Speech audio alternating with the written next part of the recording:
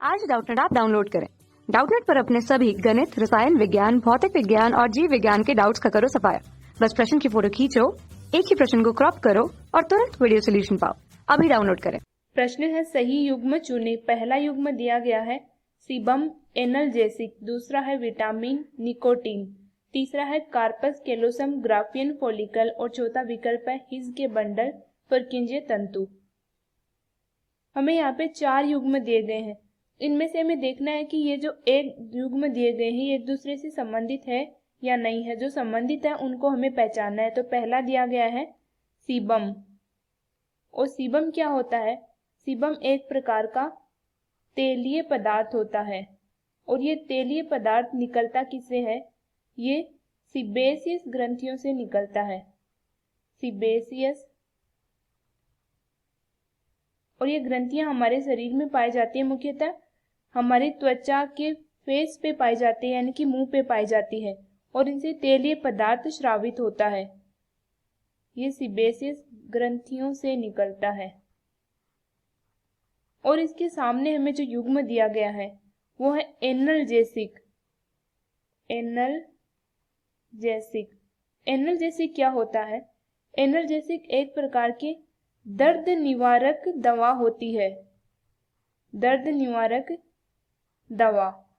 हमें देखा है कि ये दोनों मैच नहीं हो रहे एक दूसरे के साथ, तो पहला जो विकल्प है वो गलत है। दूसरा हमें दिया गया है विटामिन और उसके आगे दिया गया है निकोटीन। विटामिन हमें पता है कि रासायनिक या नेचुरल पदार्थ होते हैं। विटामिन प्राकृतिक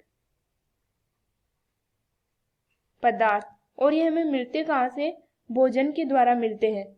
और इसके सामने हमें दिया गया है निकोटीन, और निकोटीन होता है एक प्रकार का उत्तेजक ड्रग होती है और ये मिलता है हमें तंबाकू से।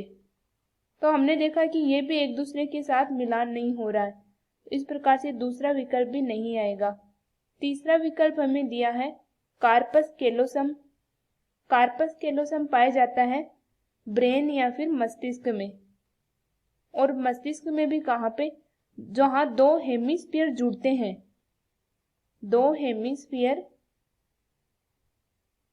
जुड़ते हैं, उनके बीच में पाया जाता है, यानी कि उन दोनों को जोड़ने का काम करता है।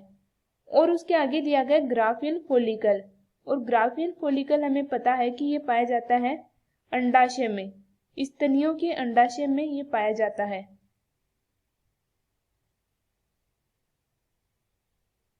और ये जो सक्रिय अंडाणु होता है उस अंडाणु को घेरे हुए रहता है। अंडाणु के चारों ओर ये पाया जाता है। चौथा हमें दिया गया है, चौथे में पहला दिया गया है हिज के बंडल और दूसरा दिया गया है परकिंजे तंतु। पहला जो हिज के बंडल है वो पाया जाता है निलय में, और ये निलय में आवेगों का संचरण करने के काम आते हैं।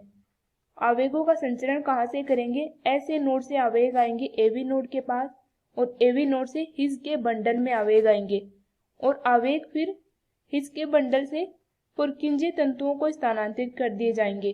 तो पहले आवेग आएंगे हिज या फिर हिज के बंडल के पास, ये आवेग आएंगे और फिर उससे स्थानांतरित हो जाएंगे परकिंजे तंतुओं के पास, और ये तंतु दोनों निलयों में फैले हुए रहते हैं और आवेगों का संचरण करते हैं। इस प्रकार से तीसरे विकल्प में भी हमने देखा कि ये सुमेलित नहीं हो रहे हैं।